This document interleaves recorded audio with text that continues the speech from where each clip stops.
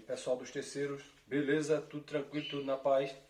Olha só, a aulinha de hoje a gente vai falar um pouquinho de João Goulart, que vai ser o último dos presidentes do regime antes do golpe militar de 64, porque foi golpe mesmo, né? Só para lembrar, tá?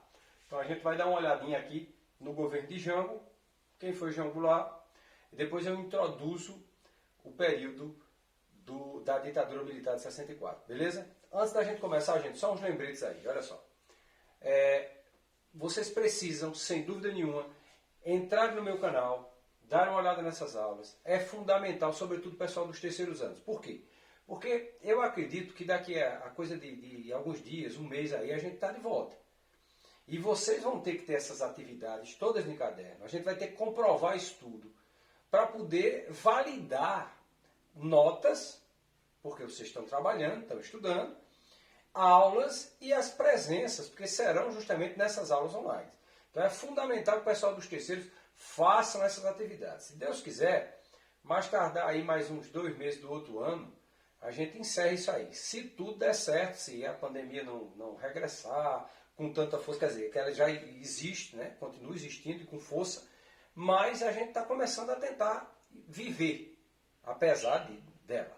Então façam as atividades. É fundamental que vocês me entreguem essas atividades no dia. Beleza? Então vamos começar a nossa aulinha. Olha só, nós vamos falar de João Goulart. Quem era João Goulart? Só para a gente ter uma ideia. O governo Goulart. Quem foi João Goulart? João Goulart, o nome dele era João Belchior Marques Goulart. Ele nasceu em São Borja, 1º de março de 1919. É popularmente conhecido como Jango, foi um político e o 24º presidente do país. Governou o Brasil aí de 61 a 64. Lembrando que ele fica nesse mandato tampão, né, um mandato aí, porque Jânio acaba renunciando com 6 meses de governo, aproximadamente isso aí. Antes disso também foi vice-presidente, tendo sido eleito com mais votos que o próprio presidente Juscelino Kubitschek, né? Então ele era muito popular, sim, sobretudo nas camadas mais populares. Carreira política dele aqui, olha só, em 1950 foi eleito para a Câmara de Deputados, era o Jango.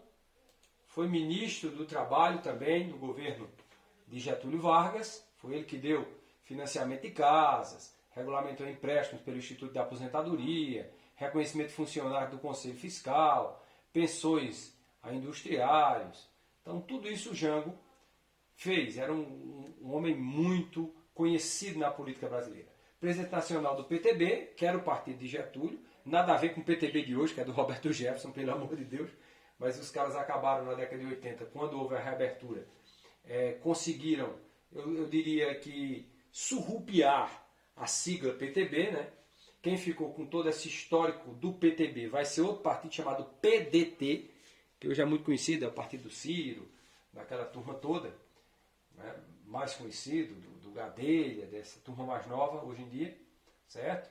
Então PTB na época era esse, só tinha um partido chamado PTB. Né? Vice-presidente, em 1955, foi eleito vice-presidente do Brasil na chapa PTB-PSD. Né? Obteve mais votos, inclusive, porque antigamente, só para lembrar, se votava para presidente e votava para vice. Então você podia sim ter uma votação até maior para o vice do que para o próprio presidente. Né? E podia ter também a ideia, que nós tivemos, de você ter um camarada de oposição eleito com de situação, ou um de direita com de esquerda, porque era uma eleição diferente, era uma eleição para vice e outra para presidente. O presidente da República, a renúncia de Jânio, criou uma grave situação de instabilidade política. O Brasil vivia um período de instabilidade política por conta da renúncia de Jânio, por conta da situação internacional. Lembremos que nós estamos vivendo a Guerra Fria, a luta entre soviéticos e norte-americanos, aquelas ideias de comunistas, né? O comunismo real existia assim nessa época, que não existe hoje, diga-se de passagem, isso é uma loucura, né? Quando eu vejo o pessoal falar das tentativas comunistas de tomarem conta da América do Sul, isso é ridículo, né? Você tem um pessoal mais à esquerda, ou mais populista, como queira, mas jamais um comunismo. O comunismo, não é, como eu vou dizer, as suas facetas, elas acabaram com o Muro de Berlim. Né? Existe sim comunismo no papel, no Marx, né, vamos dizer assim, no Engels, ainda é uma ideia, claro, mas que não existe mais no mundo propriamente dito. O que existe na China é uma ditadura, né, mais do que qualquer outra coisa. Leva o nome de comunismo e vai no céu. Mas bem, vamos voltando aqui. Então o Jango estava na China, os ministros militares se oporam à sua posse, pois vinham nele uma ameaça ao país por seus vínculos com políticos do Partido Comunista, né, do Partido Socialista, do PSB, que hoje, até hoje existe, liderado por Leonel Brizola, cunhado de Jango. Né. Então os militares não quiseram isso.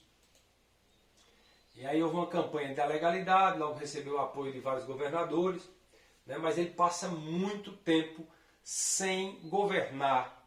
Né. No dia 8, Jango assume a presidência, Tancredo Neves, do PSD, de Minas, ministro, torna-se o primeiro-ministro.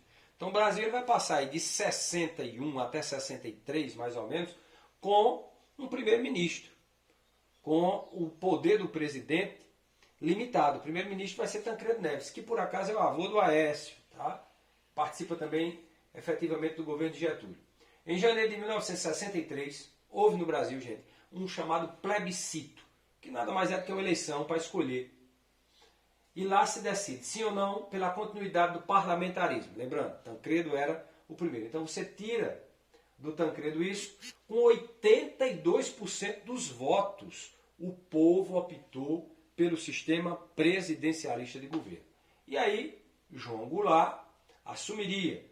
Cria logo um plano chamado Plano Econômico, né? O plano do Goulart, as reformas de base, essa coisa toda que ele vai fazer. Jango adota uma política econômica conservadora, procurou diminuir a participação das empresas estrangeiras em setores da economia. Né? Isso aí vai entristecer, sim, a Escola Superior de Guerra, que é ligada aos Estados Unidos e, sobretudo, a uma gama de empresas norte-americanas que querem vir para cá.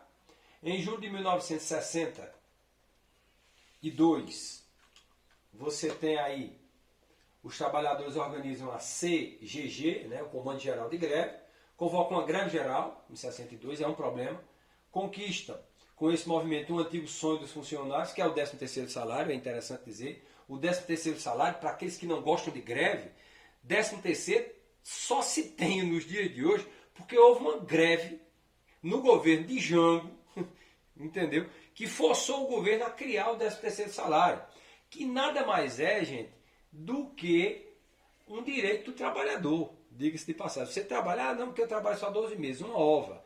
São horas, porque você recebe dentro do mês, então são horas que você trabalha.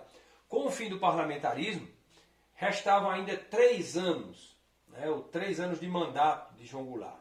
Elaborado pelo economista Celso Furtado, o presidente lançou o plano trienal, né, reformas depois de base, para pôr fim à crise econômica. E aí vem as reformas de base. Jango acreditava que só através das chamadas reformas é que a economia voltaria a crescer. Então, veja bem que